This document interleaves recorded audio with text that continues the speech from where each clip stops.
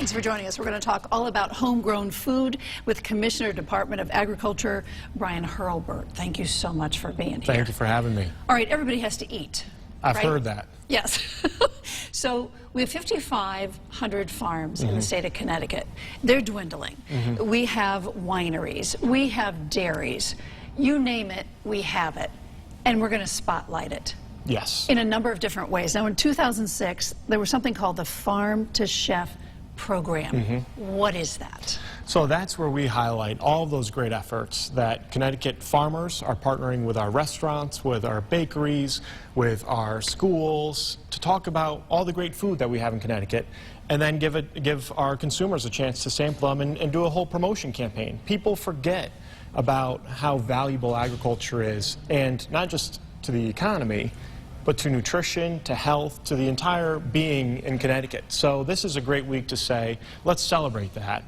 Talk about all these wonderful things, all these partnerships that are happening, and put a spotlight on it, like you had just said. Which in 2016 then came the Farm to Chef Week. Now that gets farms involved, restaurants, campus dining halls, schools, corporate cafeterias, healthcare facilities.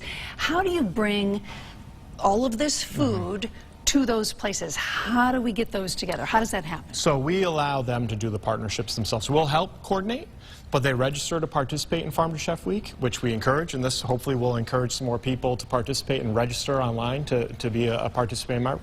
We promote it through our website, ctfarmtochef.com, our Facebook page, through efforts like this, talking to consumers, and then we just make sure that all these businesses that want to highlight it are getting the due that they need and the publicity that we think we can offer through the department.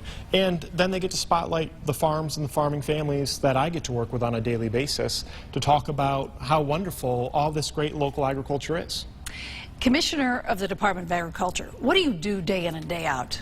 Well, I'm glad you asked me that. So this morning I get up, I check all of my emails, I see what's going on in the world of agriculture. This morning I did an introduction to the Animal Control Officers Training Academy. We have animal control officers as part of our purview. We have state animal control officers, and we regulate municipal animal control officers. I then had a dairy forum at the Legislative Office building where we talked about the state of dairy in Connecticut. Which is in crisis. Which is in crisis. We have 100 dairy farms that produce an economic output of $1 billion still in Connecticut. So there's still a lot of activity there. And then I'm here tonight to talk about Farm to Chef. I mean, that's a really nice way to look through, what the Department of Agriculture covers and some of the really valuable pieces of Connecticut's economy and small businesses that we have here in the state. And yesterday, and we should have done this here, I was at Thorncrest Dairy, where we talked about the local chocolate that they're making from the milk from 25 dairy cows. It's the only single source chocolatier in the world, and we have it here in Connecticut. Chocolate. Give me the name again. Thorncrest Dairy. I'm going to have them on. That'd be great. So I think there's so many great things going on in this state that has to do with, as we said, dairy. They're making ice cream. We've got wineries springing up all over the place, not to mention the breweries that are all over the place. And it seems to me that the farmers' markets have now found a resurgence. Yes. They kind of went away. Now it's the thing to do. Right. How did that dwindle in the first place? Well, I think people just weren't paying attention to where their food came from. And over the past probably 12 years now, there's been this really recognition of this is important. Local is important. What it means to our economy is important. Knowing who your farmer is important. So last week was actually National Farmers Market Week. So we did a couple events. I visited the Wethersfield Farmers Market on the Wethersfield Green, which was beautiful. A lot of people there, families there. On Friday, the Lieutenant Governor and I were at the State House Square to talk about urban farmers markets and bringing consumers to a central location to buy rural goods. How does that connect with urban and rural communities? And then on Saturday, I had the unfortunate happenstance of having to bring my family to another farmers market to talk about this. I've got 2 little girls, and they get tired of these things, but I drag them along with me. Well, they get to eat their way through it, right? They got to have donuts and pastries and all sorts of goodies while I was talking to all the vendors, which is my role and their role respectively. How did you end up in agriculture? So did it start as a little kid? I mean, tell me the story. So I've always been involved and interested in public policy. And so I worked at the state capitol, got elected to the State House in 2006. And I come from the town of Tolland, which is in northeast Connecticut. It was the fastest growing town in the state for a number of years. And so... And why was that? We were losing agriculture to suburban development. And so that's what got me interested in this, is how do we make sure that agriculture, something that's very important to every one of us who we don't necessarily pay attention to on a regular basis, but how do we support them? And so I got involved in ag policy up at the state capitol and was the vice chair of the Environment Committee, served on the Appropriations Committee. I was appointed by President Obama in 2013 to lead the USDA Farm Service Agency, and have found my way back here into the Lamont administration, where we're doing great things for agriculture in every corner of the state. How do you get people to really understand that our resources in this state are really great as compared to other states who are getting in trouble with water and some other things? So how do we stack up when we look at the rest of the country? So we are very productive. At the dairy forum today, one of the farmers said we have some of the best soils in the world. Why? And so why? Well, just because I think the way the glaciers came through, the amount of rainfall we receive, the land cover that we have that's in agriculture but also in woodland. We've also protected, you know, hundreds of thousands of acres over the years. So we've really looked at this resource in Connecticut as valuable. And then we've made sure that it's going to be valuable for the next generation and the next generation and the next generation. And that's one of the other amazing things that the department gets to do, is we work on farmland preservation to purchase the development rights on farms so that it remains in agriculture in perpetuity, which is a fairly long time, I've told. Yes, very long time, forever. Forever. Is the state of Connecticut looked at by other states as a model for anything when it comes to agriculture? So we do get, you know, we get a lot of attention. Because we're little. We're little, but we're so close to our consumers. We can have 117 farmers markets in 99 communities that are all supported.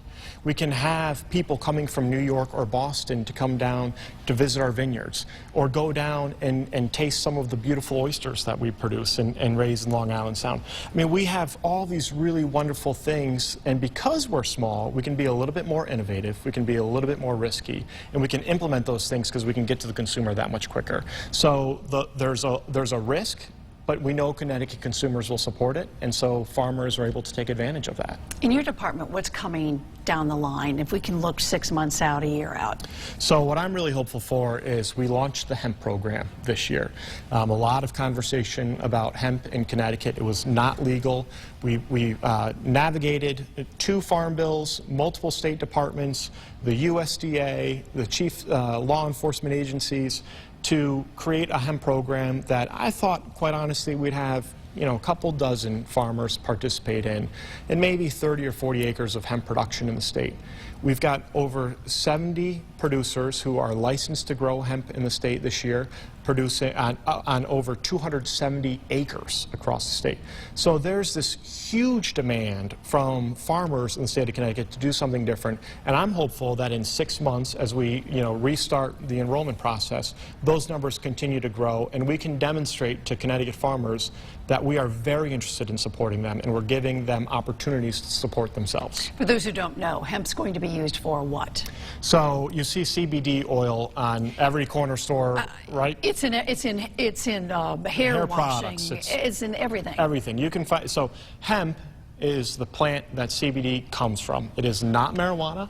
It does not have THC. It is not an intoxicant, but it has these potential health benefits that consumers are going crazy for, and Connecticut farmers couldn't grow it for the past 5 years. So we've changed that and now said, well, let's see what the market will do. Let's give these farmers the opportunity to grow something that they're very interested in, and see how the consumers react and how the marketplace reacts. So far, everything's been very, very positive, and that's just a great story. It's a new day, isn't it? It's a new day.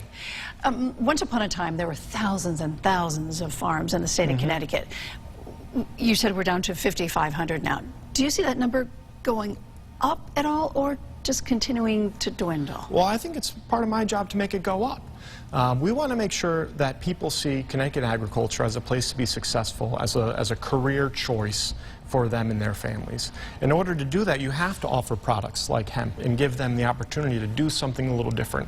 Connecticut can't compete on the commodities market, right? Now, you said you're from Indiana. We'll never have more corn grown in Connecticut than in Indiana. Oh, and there's a lot of it. And there's a lot of it. And that's fine. We know our space. But we have the ability to do direct-to-consumer. We have the ability to do high-value-add processing. We have the ability to do a little bit different products and be innovative and do the IP side of agriculture that our brain power, our residents, our connectivity with academia all allows us to do. So we have to take advantage of that resource and just make sure that it has a place to grow.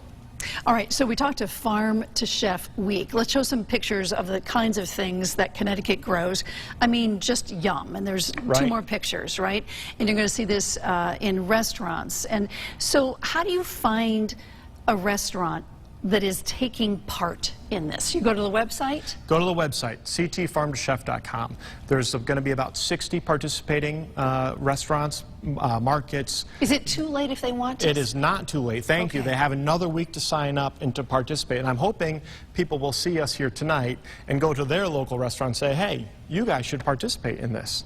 And we'll encourage more and more restaurants and businesses to showcase Connecticut farm goods. And you show up for a dinner. Do you pay a price? How does this go? Each restaurant has the ability to set their own. So if they want to do a Connecticut grown menu for $20 and it's a 4-course meal or a 3-course meal, they can do that. If they want to showcase one Connecticut grown feature item, they can do that. It's up to the individual business to figure out how they want to do it. I think the more they do, the better, and I think the consumers would support that. But we're going to give them the opportunity to figure out what's going to work for them and also what farms they want to work with. Not every farm can give them everything that they need to support a full week of this. We did 180,000 meals over the past 3 years. So that's 60,000 meals a week. We're talking 9,000 meals.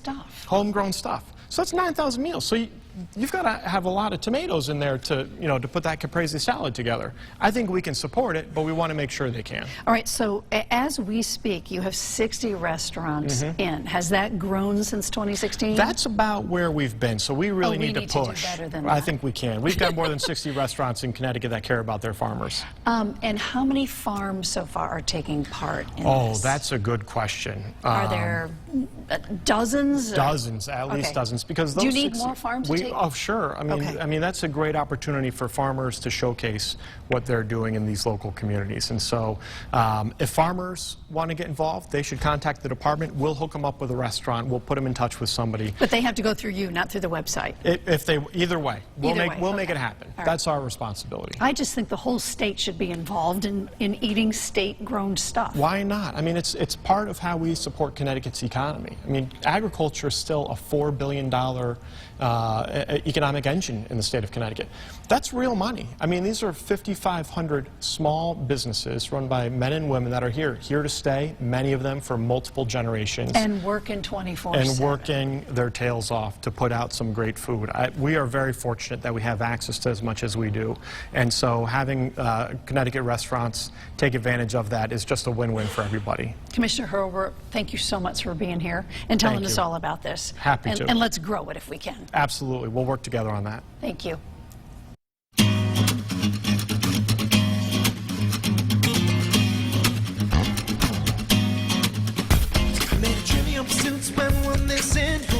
Spend all night kissing and the bomb was right here, then who else is missing? Got a little sidetracked if I'm so wishing I found the keys to the door, but it's also a metaphor. Need to keep locked in the grocery store, but mine just to save time. Skip right ahead to the last ride.